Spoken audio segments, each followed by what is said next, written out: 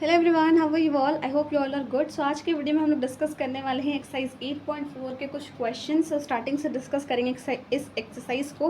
तो यहाँ पर आपको क्वेश्चन में क्या दिया हुआ है कि express all the trigonometric ratios sine A, sec A and tan A in terms of cot A. यानी कि जितने भी साइन ए, सेक ए और टैन ए की जो वैल्यूज़ होगी उनको आपको कॉट ए के टर्म्स में लिखना है। यानी आपके आंसर में अगर आप साइन ए की वैल्यू लिख रहे हो तो उसमें कॉट ए भी आना चाहिए और वही आना चाहिए। उसके साथ और भी कुछ कांस्टेंट टर्म आ सकते हैं बट कॉट ए होना ही चाहिए। सो हम लोग कैसे करेंगे प्रूफ? सबसे पहली बात तो हमारे पास कुछ आइडेंटिटीज़ होती हैं, जैसे कि आप इस चैप्टर में देखोगे 3 आइडेंटिटीज़ होती हैं आपकी।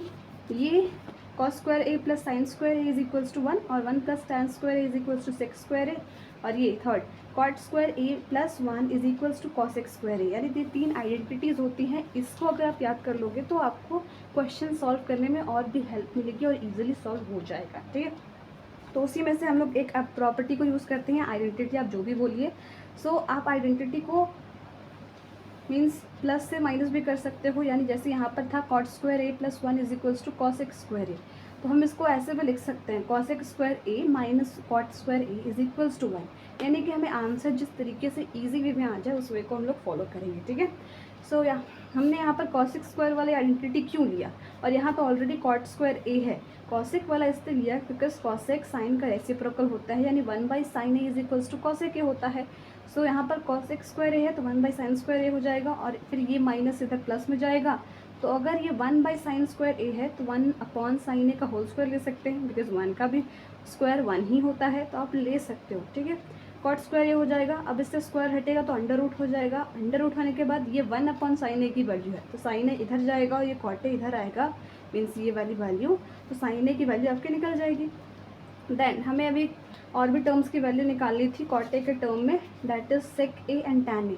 अगर सेक ए और टैन ए का निकालना है तो टैन ए तो सिंपली आपका निकल जाएगा, बिकॉज टैन और कॉट एक दूसरे के रेसिप्रोकल होते हैं। टैन ए की वैल्यू 1 अपॉन कॉट ए होती है। अब आपको सेक ए का निकालना है तो वो कैसे फाइंड होगा? एक और आइडेंटिटी हमारे पास होती है 1 plus tan square A is equals to sec square a. तो हमें सेक स्क्वायर ए यानी सेक की वैल्यू निकालनी है, तो सेक की वैल्यू से स्क्वायर हट जाएगा, तो वो तो हम लोग आगे सोल्यूशन में करेंगे ही। बट यहाँ पर आपका टैन स्क्वायर ए का वैल्यू है, तो अब इसमें एक थॉट होगा कि यहाँ पर क्या वैल्यू पुट करें, वो ये करना होगा आपको, बिकॉज आपको आंसर कॉट के टर्म में लाना है। तो टैन स्क्वायर ए को हम लोग 1 अपॉन कॉट स्क्वायर ए भी लिख सकते हैं, बिकॉज ये दोनों एक दूसरे के रेसिप्रोकल होते हैं। सिंपली इसको सॉल्व करना है। उसके बाद आपका सेक ए, इसका अगर स्क्वायर हटेगा तो ये अंडर रूट हो जाएगा, और अंडर रूट होने के बाद ये नीचे मल्टीप्लाई में कॉट स्क्वायर ए था, मीन्स कॉट स्क्वायर ए क्या होता है? Cot A into cot A, तो वो कॉट ए हो जाएगा। अंडर रूट से हटेगा तो यहाँ पर ये एज इट इज़ रहेगा, बिकॉज यहाँ पर प्लस या एडिशन का साइन जुड़ा हुआ है, तो वो चीज़ें अंडर रूट में भी वैसे ही रहती हैं। आई होप इतना क्लियर हो गया होगा आपको ना। सेकंड क्वेश्चन में बिल्कुल उसी की तरह कॉन्सेप्ट यूज़ करना है हमें।